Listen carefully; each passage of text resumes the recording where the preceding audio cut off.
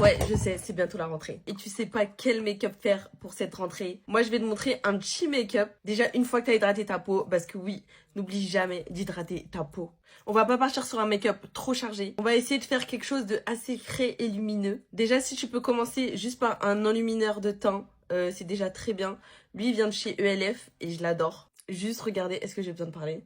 Ensuite, tu prends ton anti-cerne, tu prends celui que tu veux. Moi, en l'occurrence, je vais prendre celui-là de chez Huda parce que je trouve que la couvrance, elle est grave modulable. Donc, si j'en mets un peu plus, ce sera hyper couvrant. Et si j'en mets pas beaucoup, bah, ce sera ce que je veux. Vraiment, tapote doucement. Le but, c'est pas d'irriter ton contour des yeux. Ensuite, tu prends un contour stick et tu viens en appliquer sur le front, juste ici, en bas de ton os, sur la mâchoire. Et si tu veux faire un peu tourner, tu peux. Vu que niveau horaire, t'as été déréglé tout l'été et que là, il aura fallu que tu te lèves à 8 h, tu viens prendre un anti-cerne un petit peu plus clair juste pour cacher un peu plus tes cernes. Et en plus, tu viens illuminer ton dessous d'œil.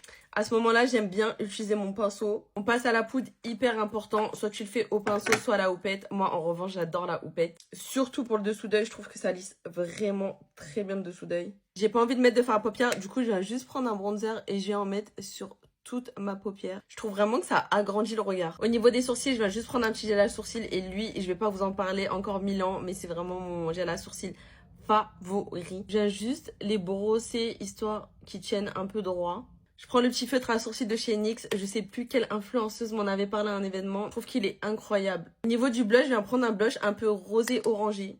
Je trouve que c'est vraiment la couleur idéale quand on veut un teint frais et lumineux. Et je viens vraiment en mettre en étirant vers le haut. J'en mets juste un tout petit peu en dessous de l'œil. Pour vraiment que ça fasse naturel et pas l'effet de démarcation. Et ce que j'aime bien faire aussi, c'est en mettre un peu sur l'arrêt du nez. Pour terminer, au niveau du teint, bien sûr, on n'oublie pas l'highlighter. Celui-là, il vient de chez Kiko. Parce que même si c'est la rentrée, on veut vraiment sortir, que vous avez vécu l'été et que vous en avez super bien profité. Je vais en mettre sur le bout du nez, sur l'arête. Je vais aussi en mettre sur les pommettes avec un petit éventail juste ici. Au niveau des lèvres, on va vraiment partir sur un truc simple. Je prends un petit crayon un petit peu marronné. Par exemple, celui-là, c'est un marronné un peu nude. Je trouve que c'est la couleur parfaite. C'est le Coconut 2.0 de chez Kylie. Et tu finis avec un gloss, n'importe lequel. Celui-là, il vient de chez Rimmel et je les adore.